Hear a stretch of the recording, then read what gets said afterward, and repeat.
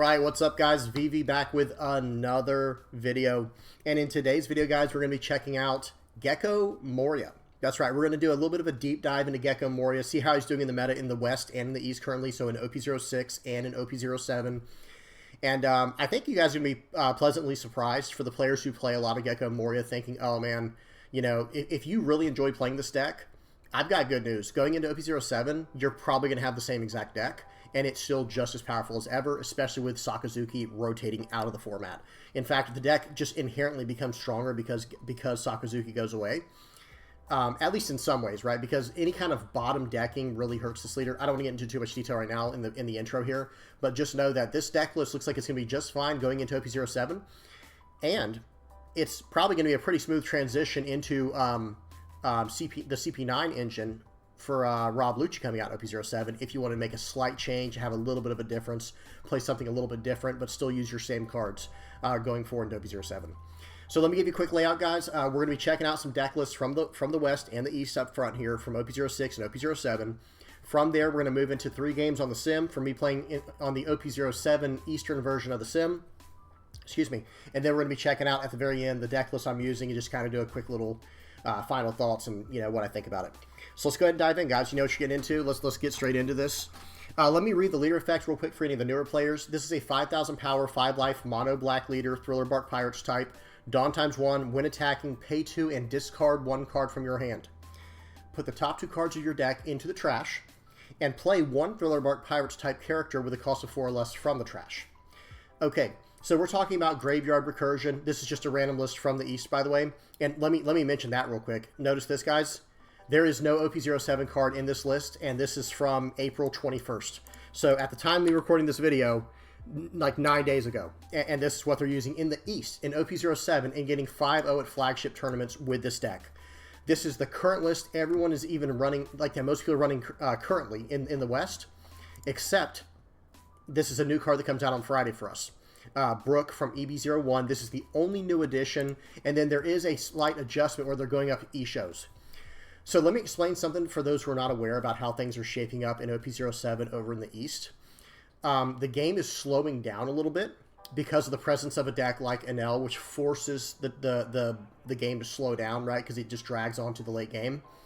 And you're going to need a card like E-show, some type of big card with a high impact effect, like E-show and obviously like Gecko Moria, that can have just this very powerful on-play effect and be a large body, so you can help battle, so that it can help you battle against your opponent's large body characters, like 10 cost Ace, 9 cost Yamato, 8 cost Katakuri, 9 cost Zoro in Bonnie, in the green Bonnie deck, in all these.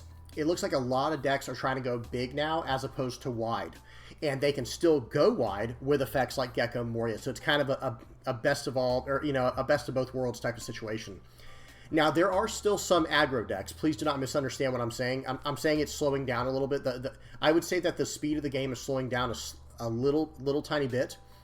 But not so slow that there can't be any rush decks, right? Because a Red-Purple Law is still a very, very strong rush deck going into OP07, and it's going to be able to do a lot of nasty stuff with the cards it's getting from EB01. So, okay, let's keep going here. Real quick before we go on, this is just a random list I had up for the intro. First, we're going to look at some decks from the West in OP06, and then we're going to look at some from the East, just to kind of give you guys an idea of how close the decks actually are. I'm not going to read through every single card. We're just going to take a general glance at them. And if you want to look at any of these cards or any of these decks and like study them, just go to OnePieceTopDecks.com and you can find them there. Okay, so we're going to look at all of these massive tournaments here. Here's a first place, almost 400 players here for Gecko Moria. And you're going to see a very common trend of all these cards right here. You're going to see the Borsallinos, the Kuzans, Tashigis, Helmeppos, Surus, Brandus. That's your Navy package. Then your Thriller Bark package is actually very small compared to the, it's not, I don't think it's 50% of the deck, but it's 4 Absaloms, 4 Hogbacks, and 4 Peronas, 4 Sindris, and 4 Gecko Morias. So that's what exactly 20 cards are actually, only 20 cards are Thriller Bark Pirates. Everything else is Navy, and, with the exception of obviously Sabo being the one card that's not Navy or Thriller Bark Pirates because it's just an extremely high utility, very powerful card. Okay, so that's one list. Now let's go down to the second place one out of 500 player tournament. And you'll know. Oh, and then Lucci is the other card. Excuse me, I forgot to say Lucci is the other card. Lucci and Sabo, they're kind of the two one ofs, you know, or the two like utility slots that are not Navy / Thriller Bark, and you'll see those all over the place. But everything else, notice this, guys. This one's the exact same, but it's not running the Kuzans, and it is running a Cerberus. So you know you'll see like little changes depending on the player what they want to tech for in each game. But overall, the list is almost identical, okay? Just with slightly differing amounts of each individual card. Here's one, first place at a 1,000-player tournament, Jesse Burrell. His list, notice what's going on. Again, just full Navy, nice little 20-card package of Thriller Bark Pirates. You got your Lucci's, your Sabos, and then your Navy events. Everything is very clean cut. Okay, that's it for the West. Now, let me show you the East. And like I said, you can go through here. There might be a few cards that are different here and there, but that general setup is the exact same across the board. Now, over in the West, or excuse me, in the East, this is in the OP07 format. Check out the small differences they've made. They've made slight adjustments so that they can battle into the late game with these bigger characters. So we're seeing 2 E-shows. And that is it. Every other card's the same except the Brook. Like I think I mentioned that in the intro. Brook is now going into the deck because it's also starting to put in cards like Rebecca. This is allowing you, excuse me. So notice this list, by the way, does not have Borsellino. That's, hey, if you're trying to build on a budget, this is probably the best version of Gecko Moria you're going to find. Just period, right? Because Rebecca and Sabo and Gecko Moria are probably your most expensive cards in this deck. I think Prona has gone down in price a little bit, but everything else is fairly affordable, I believe. I don't know what Hina is these days, but like I said, this is probably your best bet at like a super cheap version of the deck. And they're really, really capitalizing on Rebecca's value in OP07 with a deck like this, because you're going to be able to bust back your Hinas and then pop things with your Absalom or your Brook. So you have 2 different options there now. Very solid stuff there, but other than that, again, it looks like just the standard 20-card package from Thriller Bark Pirates. And then whatever support you want to build around that. And Navy is still probably the best option. Maybe there's an argument for Dressrosa. Probably not, though. But, you know, Brand New is so nice because he does a top 3 search for Navy and then trashes the other cards. So it feeds your trash so that you can still use effects like Rob Lucci and Absalom. And that's probably it, actually. And it also helps you to get cards back later for more value with Rebecca and Gecko Moria and Hogback. So just a lot of synergy there. This list looks good, guys, going into OP07. Like, I think it's still going to be very, very strong. Let's look at 2 more lists from the East, and then we'll move on from there. So here's the first place in a 5-on-5, 130-player tournament. Let's see what this one's running. This one's even slotting in a single Sakazuki. 1 6-cost Sakazuki. That is a interesting slot to fill right there. Just pay 6, KO a 6 or less. Excuse me, a 5 or less. Very, very strong. And this one does have the Cerberus. I see this every now and then. Some people are like for Cerberus, some people are not. It's a nice tech card against certain matchups, but other than that, I mean, it's, you know, it's not like it's a bad card, and it's a nice 2-cost target you can hit with Gecko Moria if you just absolutely need a blocker.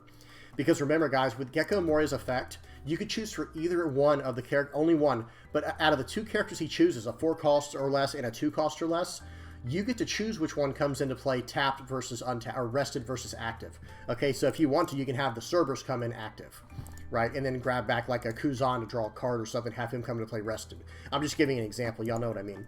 But there's a lot of really strong blocker targets you can get with Gecko Moria. For the 2-cost spot, you can get Cerberus. For the 4-cost spot, you can get Rebecca or Borsellino, or you can get Kuzan just to draw a card for utility.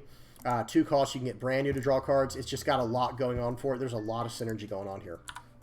Okay, let's look at one more deck list from the East. Here's this one's 6-0. We'll check this one out. And this was just a month ago, guys. Just a month ago. And there you go. I mean, this list is identical to what we've been looking at, right? Now, this one is running 4 Borsellinos, and this one did not make the swap over to Rebecca. So it looks like some decks are trying to trying to put Rebecca into play. And in that case, you can go down your Borsellino count because they're both that 4-cost spot to bring back with Gecko Moria. But hey, maybe that ends up being a budget option where it's like if you don't have Borsellinos, you still want to try the deck out. Try Rebecca because she's much cheaper than Borsellino currently. Okay, this one's running the Helmeppos. I think the one that was running Rebecca was running Hinas in the place of Helmeppo, but very good options. You know, a lot of really, really strong options. Okay, so you guys see where the deck's going, but again, notice this one does have the E-Show. Did the other one have the E-Show as well, this 5-on-5 one? Let me see. Yeah, 2 E-shows. And then the very first one we looked at, the flagship one, this was in the intro I was doing. Yeah, and it's got the 2 E-shows. Oh, another thing that's interesting. So this list is just going straight up 3 Rebecca's and no Borsalinos. And this went 5-0 at a flagship just 9 days ago. And 9 days ago at the time we recorded this video. Sorry, guys. Got to be specific. But this is running the full-on Rebecca engine where it's like, okay, I can grab back my Brooks if I need to. I can grab back these Hinas. I've got the Helmeppo still. And you've got Sabo for strong, defensive protection. And yeah, everything else is the same. Gecko Moria to bring a bunch of stuff back. Gecko Moria with Helmeppo, that's another very nice interaction there. So if you need to, this is just one option. You can play out Gecko Moria. For your 2-cost spot, bring back a Helmeppo to give something -3 on play. And then you can combo that with Absalom, or you can combo that with Rob Lucci to hit a 5 or less. And then a 1 or less. And, you guys get what's going on there. Like, Rob Lucci could either hit a 2 and a 4, or a 5 and a 1. And then Absalom can just hit a 5 or less. So you have a lot of strong potential there. And there's even a combo you'd be able to do with Rebecca, where you go grab back Gecko Moria, which grabs back Helmeppo, use his effect first to -3 to a character, then play out Rebecca, which grabs back a Brook, which plays out through the Rebecca, and now you'll be able to hit a 4 or less with that effect, right? Because he hits a 1, because he gives -1 and then hits a 0, and the Helmeppo gives -3. So you'll be able to hit a 4 or less with that interaction, and that would give you 4 bodies for 8 Dawn, right? You'd get Gecko, Moria, Rebecca, Helmeppo, and Brook. Very, very strong, right? And they're all running E-show. That's like the way to go with OP07 for Gecko Moria. That's like the only major change I've seen so far, and I'll keep you guys updated if I notice anything else crazy going on there. All right, so that's it for the deck review part of it, like just checking out the like a quick deck analysis from the East. And, from there, let's go ahead and just hop straight into the videos, guys. Or straight into the games on the sim. And this is in the OP07 format. 2x speed. All right, we're good to go. Let me just move my face over. Whoops, and blow this up. Okay. Y'all give me just a second, guys. I'm sorry. There we go. Okay, it's hopping all around me. Okay, first game here. Let me make sure we're on 2x speed. We're good. First game here is against a Luffy. Black-yellow Luffy, SD13 Luffy. And guess what? Y'all know how to typically play against Luffy is you just starve him. Well, I'm going to starve him the good old-fashioned way with Perona. And then I see what he discards. Look what he trashes, guys. He trashes a Rob Lucci.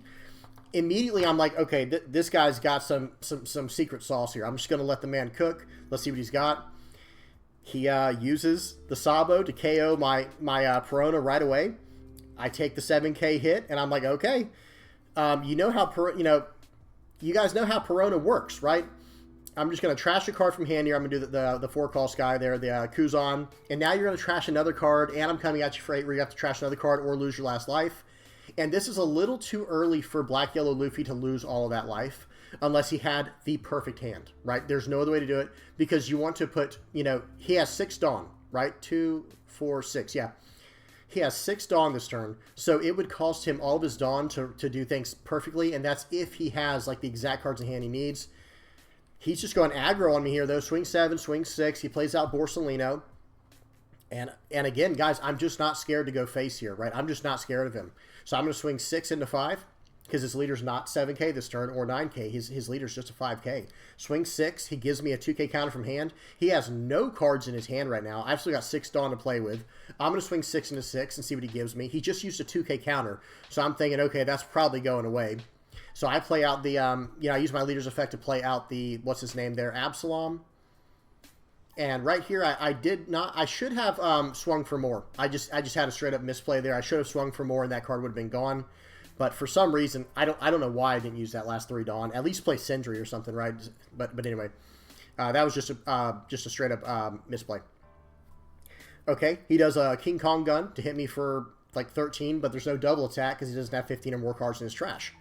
So I run 6 into his Sabo, trying to get his last card out of hand. I'm like, oh, okay, well, it went through. Then I'll just go ahead and go Gecko Moria and play out Kuzan and Sindri. Real quick, what's it called? Sequencing is everything. I should have swung 5 into the leader first to see if he would tap down his blocker, and then I could have swung 6 into it with my character. Or do it the other way around, like swing 5 my character, then 6 with my leader to do what happened. But instead, I lost an entire attack from that. It is what it is. Sequencing is very, very important. Okay, so he's going to... I don't think he's even trying to KO my Kuzan. I think he's trying to draw a card to find other options here.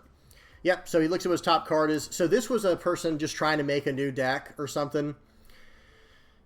And guys, Black Yellow Luffy's been pretty well figured out.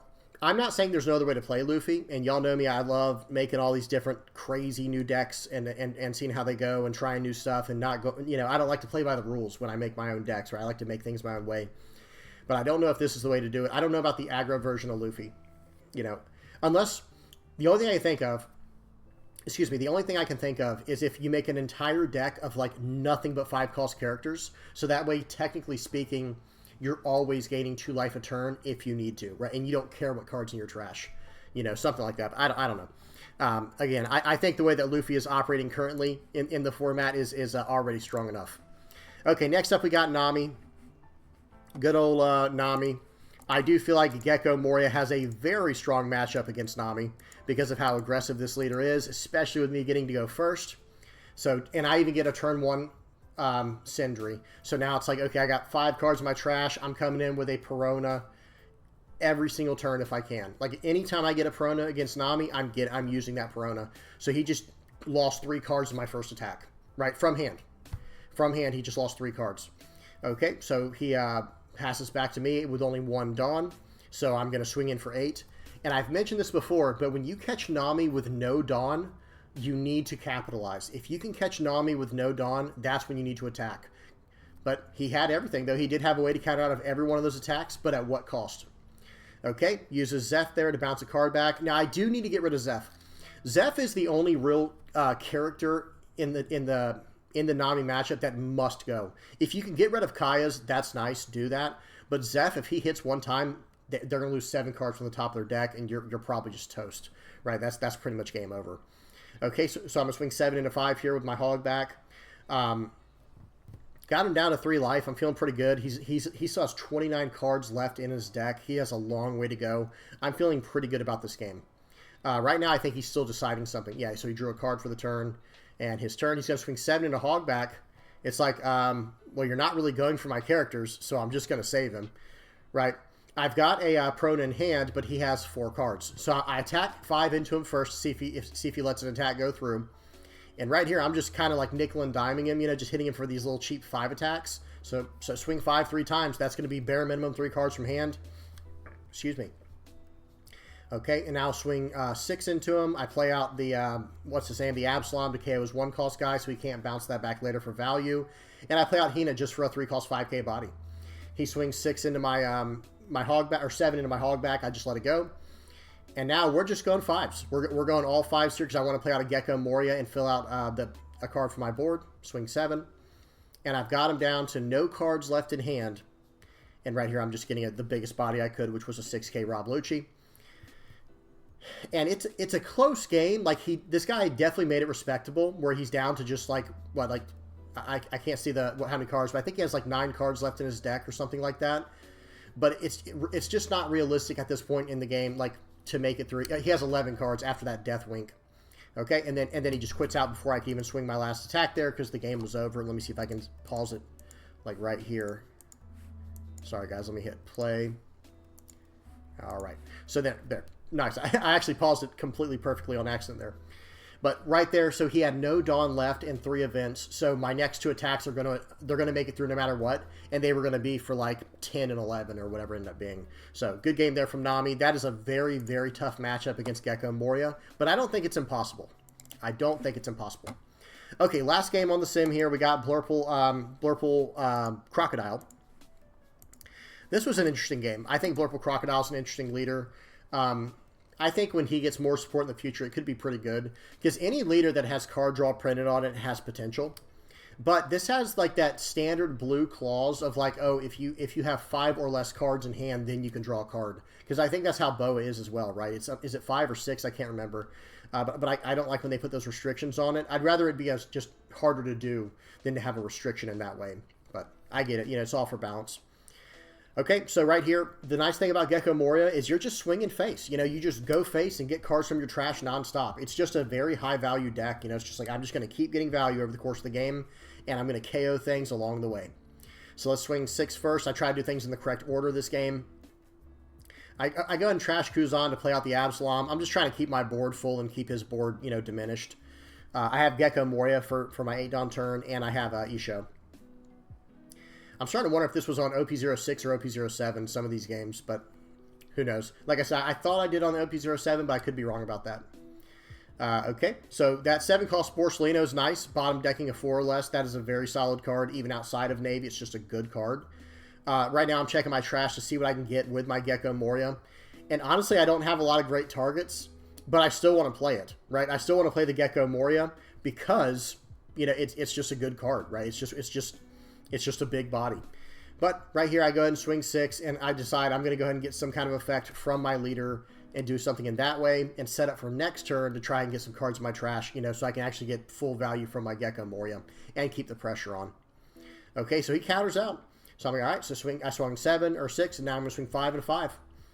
And it's just like an onslaught. It's just a nonstop barrage of damage here.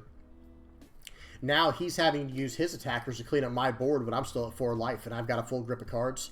Now, I do want to stay around 5 cards in hand, because if he has a pudding, you know, that's not a feels-good moment. Okay, so he just plops down the 10-cost 12k Kaido, draw 4 if your opponent's at 3 or less life.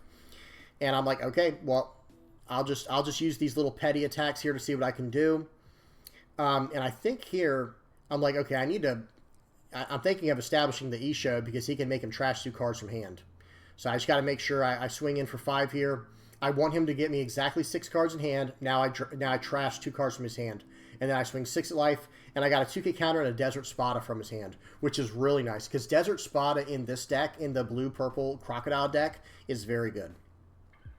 Okay, am I at 2? Let me just make sure I'm at 2x speed here. Yeah, we are. Okay, swings in for 12. I can't block that one. He drops another one, but it's like, hey, man, I've got a 9k body on the board here. You have to give me 3 cards just to stop this attack. Okay. So he does. I think he ended up giving me 4 cards there. I'm like, oh, 4 cards, you say? Okay. Well, in that case, we'll go 9 and 11. Okay, so swing 9, swing 11, and that should be GG. Yep, he was able to get to 9. Good game. So that was interesting how he was like trying to ramp out and go late, you know, deep into the game. But it's always going to come down to like, well, okay, you're doing all that, but at what cost? You're dropping that 10-cost 12k body. Some people would argue that it was the only thing that kept him in the game. But at the same time, if it wasn't a 10-cost 12k body, if he could have played something like on turn 3 or 4, like say it was a queen. I don't know if this guy's running queen or not, but if it was like a 5-cost queen, I feel like that would have helped him, first of all, draw 2 instead of just draw 4. He just draws 2 for half the cost and establishes a blocker. And you know, I don't know. And again, I'm not trying to do any arguments or anything like that, but I do think I understand running 2 Kaidos, and maybe that's all this guy runs. Maybe he just got unlucky and saw both Kaidos. But playing, you know, no, I'm sorry, we can see 3 Kaidos on the board. It just seems kind of like a greedy play to have that many of a 10-cost card in your deck, unless it is just the most impactful card out there. You know what I mean? I don't know. That's just me. Y'all tell me what y'all think in the comment section below. Okay, so let's go ahead and wrap it up with, this is the deck list I was using. I'm just going to remove Gecko so it like lines up perfectly on the screen. This is the deck list I was using. I called it Gecko Moria OP07. But honestly, like I said, the only card from OP07, or not even, EB01, is Brook. So that's about it. I'm running two of the Helmeppos, 4 Hinas, 2 of the Ice Age. This might be the deck list that we were looking at from the flagship. I'm not 1,000,000% sure on that, but it might be this one. This might be like an identical list. But I don't know. Am I running the Borsellinos? No, I'm not even running Borsellinos. So yeah, this might be an identical list to what we were just looking at. This is from the flagship, first place, most recent winning Gecko Moria list from OP07. Yeah, it's got the 2 Luccis, it's got the 2 Kuzans. This has got to be it. I think this is where I got the list. This one I didn't even waste time trying to make my own version of.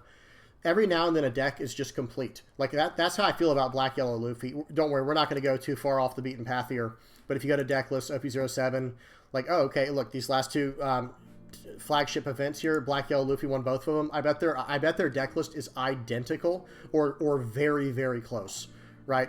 Yep. You know, take a quick mental picture of this. I'll tell you which cards are not the same. Okay, here's the other one.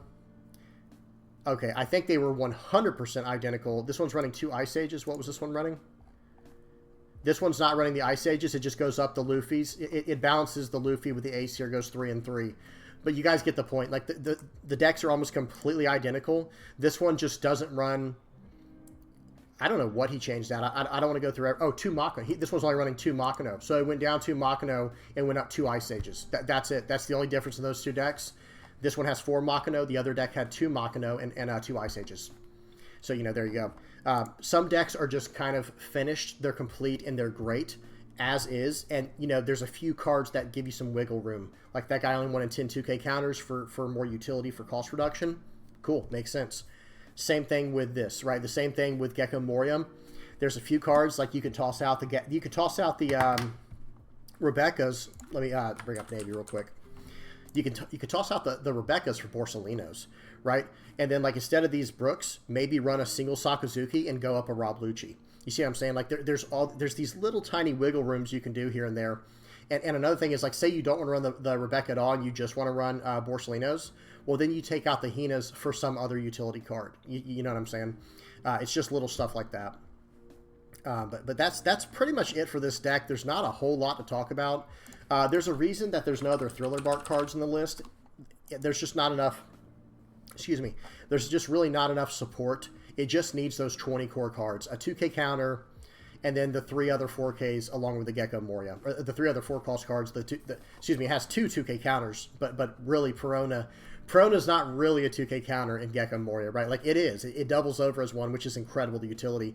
But this is a 4-cost 5K beater that makes your opponent trash a card. It can also be used to -3 cost to a character, which is incredible, and that helps combo with cards like Absalom. But the main thing is, like, you're just going to want to...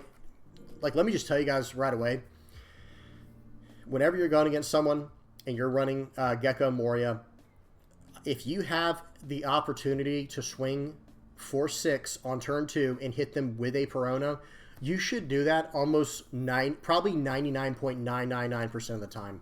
It just always ends up being an extremely, extremely efficient play, because for 3 Dawn, you're swinging for 6 with your leader. So it's almost like for 2 Dawn, you're playing out a 4-cost card that makes them trash a card, and now it's a 5K body on the board they have to deal with later, and it filled up 2 cards from the top of your deck into your trash, giving you other answers later in the game, you know, other possible options like with Hina or Brook or, you know, Helmeppos, you name it, you know, or even 4-cost targets, right? Like Absalom or Lucci, Hogback, you name it. Just incredible. And this deck has really hit a point where, excuse me, it seems like it's worked out very well. Like, it seems like the deck is pretty much... I think this is the best version of the deck. That's why I went with it. I didn't just go with it because it was the most recent version. When I saw the way that Hina interacts... Like, this guy said, why am I running Borsalino? You know, I've got my you know, and again, this guy was building into OP07 format. It's a little bit different, right? But he was running his Sabos for, like, his hardcore, you know, defensive suite, however you want to say that. He didn't need the Borsalinos. He just needed a even further useful version of a 4-cost blocker in Rebecca. So he's got the Rebeccas. These are bringing back Hinos or Brooks to use as, you know, offensive counter, you know, ways to drop the cost of characters and KO them later. Or, you got to remember, guys, another really good play later in the game is if you have a Sabo in your trash, your 10 Dawn turn can look like this. You can play out, let's say, all right, let me just give you guys an example of a combo you might have in hand. Say you have a 10 Dawn turn, you have a Rebecca in your hand, and you have a Brook, right? And an Ice Age. So Rebecca, Brook, and Ice Age. What you can do with that turn is play out Rebecca, well, excuse me, I went out of order. -5 to the cost of a character. Play out Rebecca to grab back a Sabo.